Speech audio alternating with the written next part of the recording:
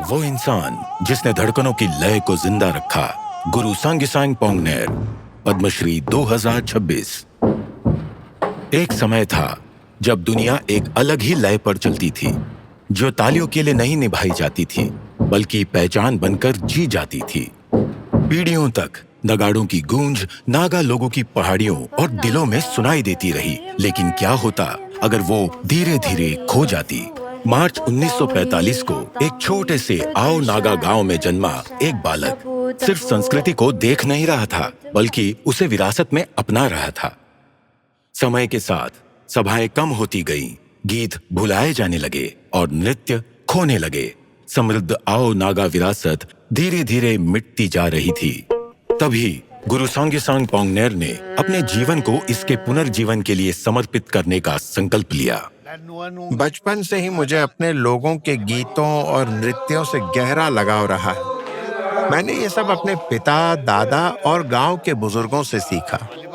उस समय कोई लिखित ग्रंथ नहीं थे, सब कुछ मौलिक परंपरा से आगे बढ़ाया जाता था, जिससे ये कार्य और भी कठिन हो गया था। जब नई सोच ने पुरानी परंपराओं की जगह लेनी शुरू की, तो उन्हें एक कठिन संघर्ष का सामना करना पड़ा। उन्होंने अपनी स्थिर नौकरी छोड़ दी, बिना किसी आर्थिक सहारे के गांव-गांव जाकर प्रस्तुतियां देने लगे, जिसके लिए समाज ने उनका अक्सर उपहास भी किया।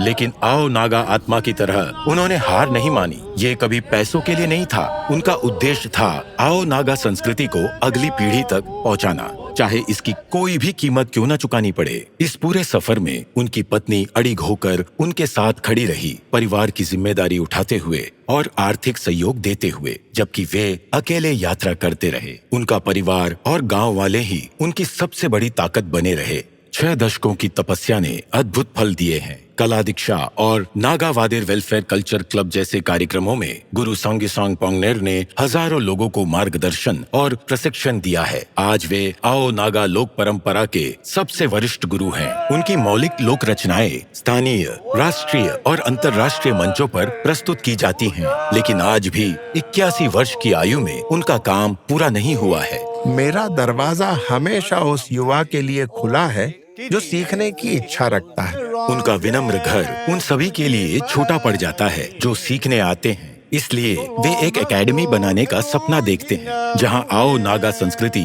फल फूल सके। उन्हें विश्वास है कि सही सहयोग मिले तो वे इस सपने को साकार कर सकते हैं। कुछ विरासतें किताबों में लिखी जाती हैं और कुछ लयों में जीवित रहती हैं। जब तक ये नगाड़े गूंजते रहेंगे, आओ नागा संस्कृति और एक व्यक्ति की शिक्षाएं अमर रहेंगी। गुरु सांग्यसांग पोंगनेर, पद्मश्री 2026।